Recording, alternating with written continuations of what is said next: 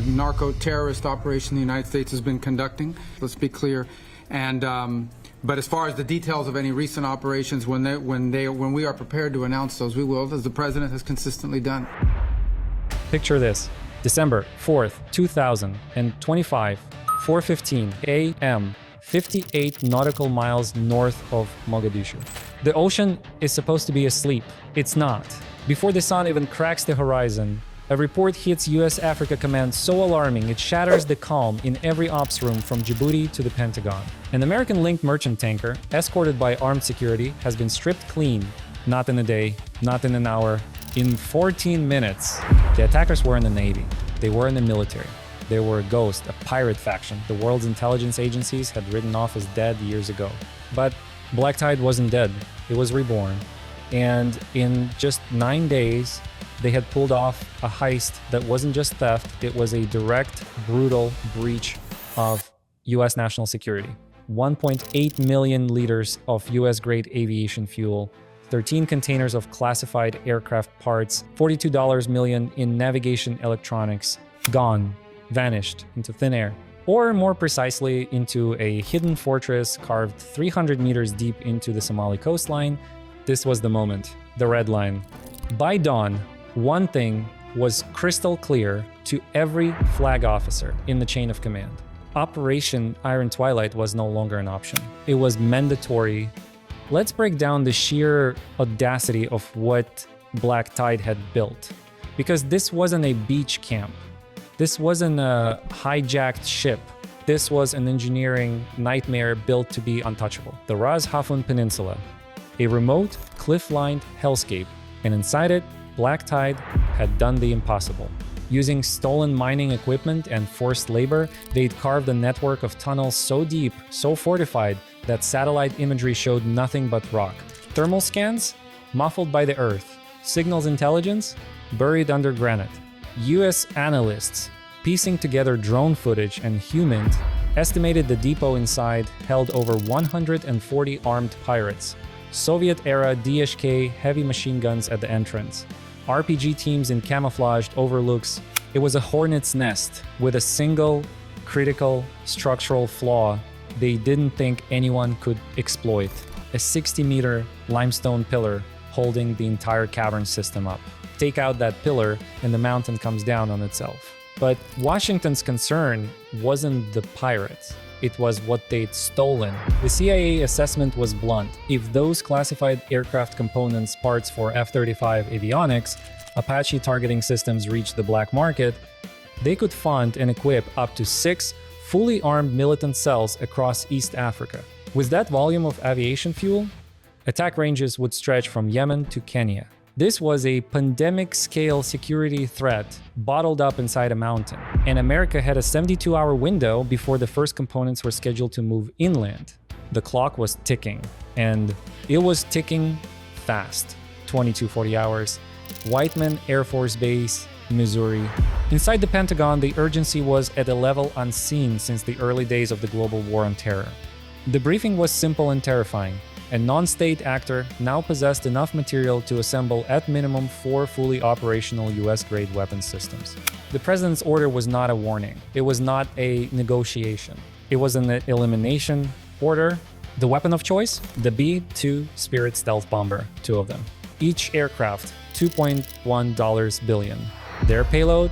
The GBU 57AB MOP, the massive ordnance penetrator. A 13-ton GPS-guided bunker buster designed to punch through 60 meters of reinforced concrete before detonating. The math was chilling. 11,200 kilometers of flight, 7 hours in the air. A margin of error of less than 0.4 meters. 1 attack window, 6 minutes. Failure meant Black Tide would scatter with the goods. Success meant erasing the most dangerous pirate fortress in decades. As the hangar doors opened at Whiteman, cold December air flooded in. The twin B-2 seconds, their matte black skin eating the light, rolled into the darkness. No fanfare, no lights. Just the rising hum of engines. Far away, in a tunnel under Somali rock, Black Tide believed they were untouchable. They were about to learn how wrong they were This is where the mission could have failed before it started. That 27-hour flight gave Black Tide a full day to move the loot. Was the gamble on their complacency justified? Drop your thoughts below. 3:12 a.m., December 5th, Ras Hafun Peninsula. The B-2 Spirits arrived under a veil of absolute silence. At 50,000 feet, they were ghosts. Russian-made P-18 radars along the coast, updated just in 2022, showed empty sky. Below, the pirates slept. The night was calm. Then, trouble. A sudden low-pressure system boiled up off the coast. Winds sheared at 16 knots. Cloud cover dropped, blanketing the target area. The 6-minute window, already a razor's edge, shattered to 140 seconds. For Heartbeat, the $4.2 billion mission hung in the balance. Then the lead pilot made a call no simulator ever prepared him for. He dropped altitude drastically, guiding a 170-foot wingspan stealth bomber down to just 980 feet above the black water. At that altitude, one wobble was a crash, but it worked. The clouds broke. Target lock, 3 hours, 12 minutes, and 17 seconds a.m. 2 GBU, 57 seconds fell away. They didn't whistle, they disappeared. 5 seconds later, the Earth convulsed.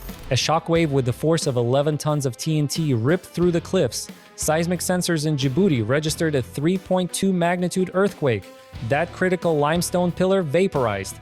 The tunnels collapsed inward like a closing fist. Inside, fuel tanks ruptured. The ignition flash lit the bay with an orange column 140 feet high, visible 20 miles out. 8 pirate boats docked below were atomized. The stolen components were crushed under 300,000 tons of rock. The entire Black Tide command center ceased to exist in 4.7 seconds. The world would later call it the cleanest counter-piracy strike in modern history. But in the burning darkness of Ras Hafun, one thing was clear: the fortress was gone. But the war, it was just beginning. 5 a.m. off the coast of Somalia. The collapse of the fortress should have been the end. But in warfare, there's always a moment when chaos pushes back.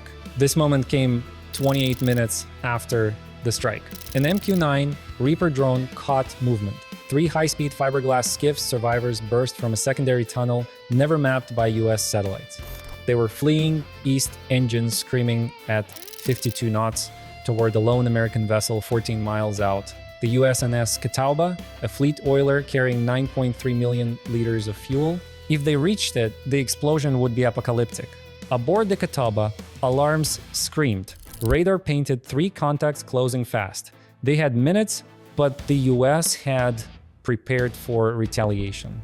An MH-60R Seahawk helicopter, armed with Hellfires, swooped in from 3,000 feet.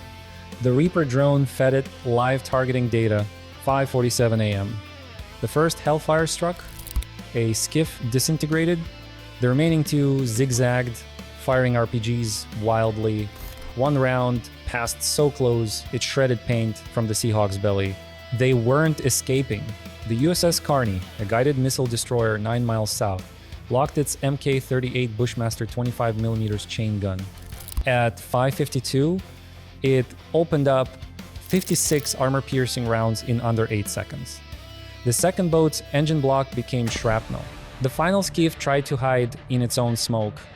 The Reaper drone, descending to its lowest safe altitude, settled the matter with one last Hellfire. 5:59 a.m., a white flash, then silence. By 6:02, it was over. 19 survivors fished from the water, 11 swallowed by the sea.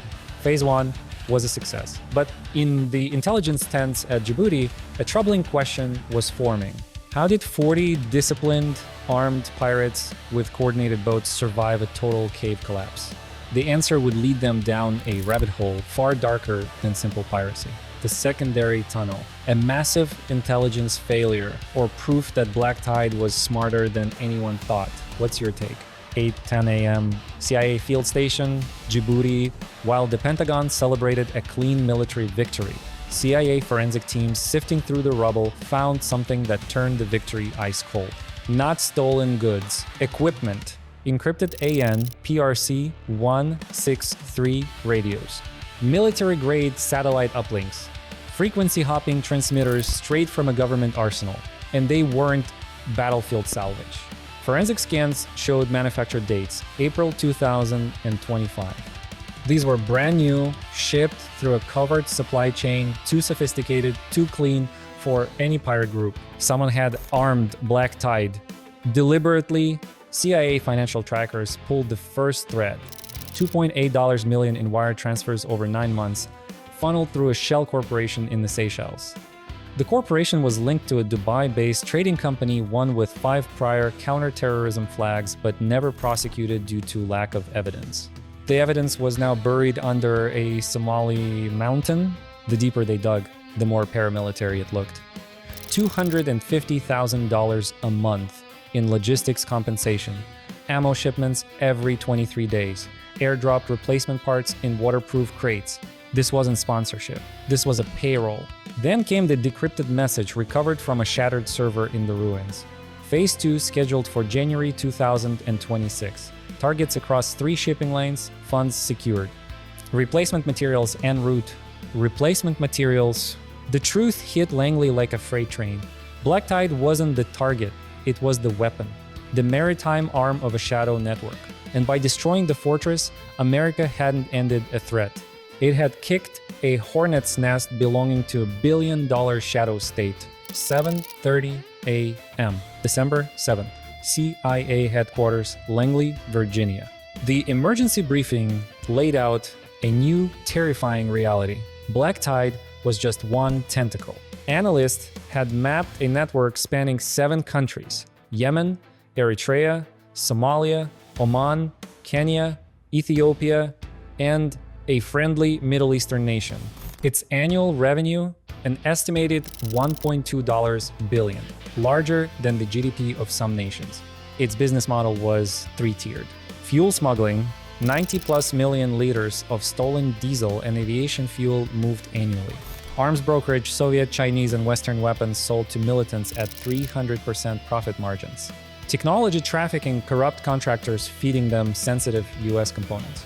This network had a council of 6 coordinators. It held meetings in safe houses, it collected taxes, settled disputes, enforced contracts. It wasn't a crime syndicate. It was a proto-state, a corporate, militarized entity built on chaos. And America had just declared war on it. 10 p.m., US Air Operations Center, Al Udeid, Qatar. The intelligence was ironclad. Every road led back to a single coastal outpost in a friendly nation, a facility that had been clearing restricted dual-use electronics and shipping them directly to Black Tide smugglers. The US response was not a diplomatic cable, it was Operation Breakwater. 2 F-35B Lightning IIs launched from the USS Wasp. Their mission: deliver a message no government could ignore. 2202 AGM-88 G-HARM missiles obliterated the outpost's air defense radar. 2204 2GBU-53B Stormbreaker bombs penetrated an underground vault. Thermal imagery later showed the vaporization of $68 million in advanced electronics, drone engines, and anti-ship missile components. The world learned the truth at a closed-door UN briefing the next morning. Satellite images, serial numbers, shipping logs, bank transfers. The Allies sputtered denials, but the mask was off. The message was sent: arm our enemies, and we will burn your house down in front of the world. But the second, more devastating explosion happened in Washington. Congress convened an emergency hearing, the first on maritime security in 22 years. The classified briefing revealed an ugly truth. For 3 years, the Department of Defense had recorded 27 separate losses of sensitive aircraft components. Parts gone missing, mislabeled, lost in transit. The system wasn't infiltrated, it was neglected. A congressman from Florida saw the network's $1.2 billion revenue and whispered, "That's larger than the entire Coast Guard counter-smuggling budget." The room fell silent. Then came the gut punch. Internal audits showed 11 private contractors had repeatedly failed security checks, but were kept on because there was no alternative. Public anger was instant and bipartisan. Veterans groups demanded heads. Pundits asked, How can we track a hypersonic missile in space but lose a crate of avionics in our own port? A $4.6 billion maritime security overhaul bill was drafted in 48 hours. But the real lesson was louder than any law. America wasn't weakened by pirates. It was weakened by its own complacency. And Operation Iron Twilight had just ripped the blindfold off. Final comment. This is the turning point. The shift from tactical victory to strategic awakening was the real win, not the destroyed fortress, but the exposed weakness at home. Let me know in the comments. So, what's the takeaway from those 27 hours that stretch from Missouri to Somalia? This wasn't just a strike. It was an exposure. It exposed that modern threats aren't just armies, they are agile, corporate, hyper-funded networks that use chaos as a balance sheet. It exposed that our own supply chains, riddled with complacency, are our greatest vulnerability. And it exposed a new doctrine. When you find a nest, don't just burn it. Follow the money, expose the sponsor, shatter the network. Black Tide believed their rock made them invincible. America's response proved that in the 21st century, no rock is deep enough, no shadow is dark enough to hide from precision, from will, and from the consequences of threatening the homeland. The ocean is quiet again. For now, but the intelligence war, the financial war, the war against the shadow state, that clock is still ticking. This has been The Breakdown, Operation Iron Twilight, the day piracy became an existential threat and America answered. What do you want next? The deep dive on the B-2's 27-hour mission logistics, or the forensic breakdown of the billion-dollar shadow network structure? Most requested topic wins the next video. Like and subscribe. Stay sharp. The shadows are watching.